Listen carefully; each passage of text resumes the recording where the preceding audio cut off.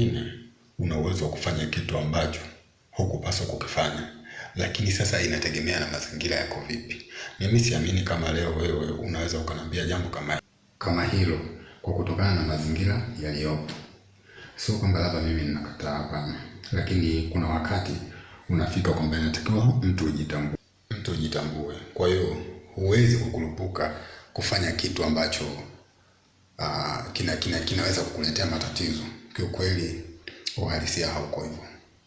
Mimi ninachokuomba tu ubadilike, ufanye vitu ambavyo kila mtu akiangalia kwamba anaona hapa nimefanya kitu cha msingi, anaweza mtu akakupa heko.